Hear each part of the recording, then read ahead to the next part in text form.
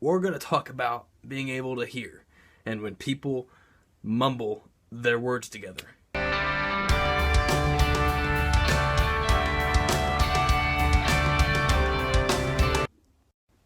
Okay, I have 2 stories to tell you guys about this nonsense that happened to me. One yesterday and one 2 years ago.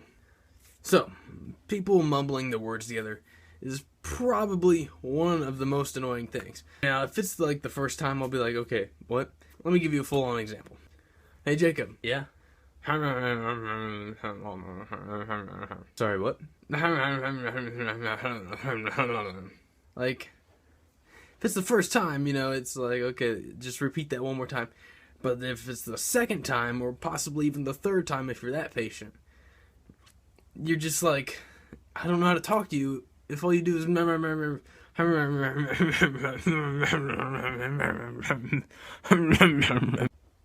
it's really awkward. Then I end up being the guy that's all like, what?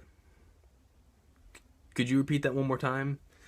Ugh. And most of the time, that is annoying to the other person as well. So, here's what I always do, guys. I'm always like, you don't want to go definite yes, and you don't want to go definite no. You don't want to show either stance, because what if it's like something completely ridiculous and it doesn't even it's like completely wrong. Mom told me something yesterday and it was the funniest thing in the world.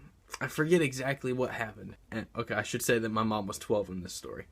There was this doctor or someone like that, maybe someone with that kind of degree, and he apparently mumbled, and then Mom was like, this is where she went wrong. Instead of saying, I don't know, or she came down on a yes, she was like, yeah. Turns out the question was, do you smoke?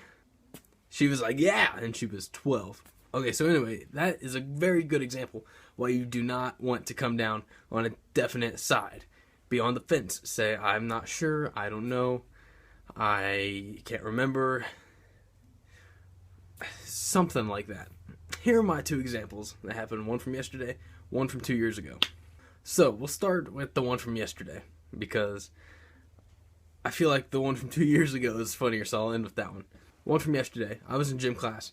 This guy that has English 8th period was talking to me, asking what we were doing in that class, because I have English 1st period. So, he was like, hey Fiesel.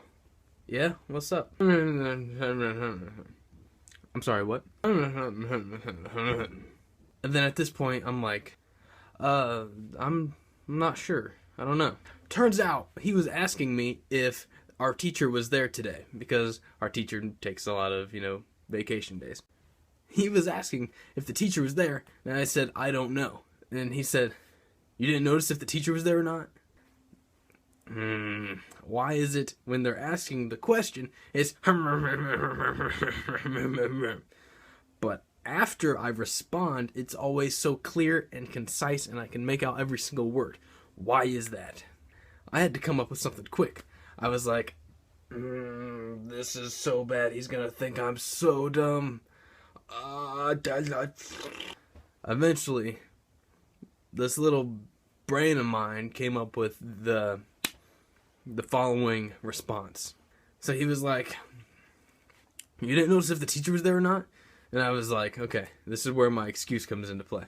I was like, he was there for us, but he said he might have to leave halfway through the day or something like that. So I'm not sure if he will be there for you or not. Thank goodness I can think in the moment of things. Pulled that one out in thin air. I was like, one of those kind of things. So that was pretty awkward for me to be in, and I'm sure he was like, how do you not know if the teacher's there? Because, obviously, he was wondering that because he asked me that directly. You guys are going to laugh your faces off at this next one. This last one happened 2 years ago. Once again in gym. Maybe it's just the echoing that goes on in there, or it's just something. But sometimes I cannot make out what anyone is saying. Maybe it's so loud, I'm not sure. Ugh, bugs me. Here was the situation. I was down in the lower gym, sitting on the bleachers. We were taking a test online about, I think it was basketball or something like that. Basketball test. It's gym class, you know. So, then, I was a sophomore at the time. A senior walks up to me. His name is Blake. Really cool.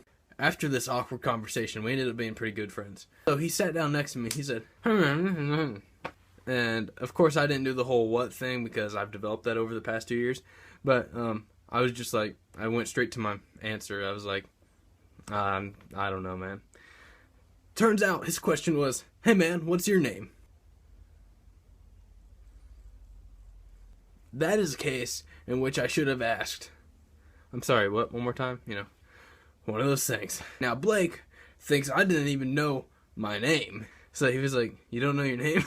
And I was like, just kidding, man. I'm Jacob. Hey, nice to meet you. Sophomore. Hey, nice. Hello.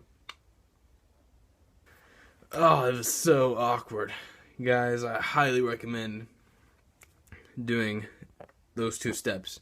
If you didn't hear him first time, ask him to repeat the question or statement. And if you still can't get it, come down on the I don't know. Don't go definite yes or no. Especially if it's like, what's your name? Yes. Don't do that. That's it. As always, guys. Like, comment, share, and subscribe, guys. And I will see you in my next video. So, should I do the 2 fingers or the 4 fingers? I don't know. Maybe I'll do a 2 and a 4 over here. So, and I'll see you guys in my next video. See you guys later.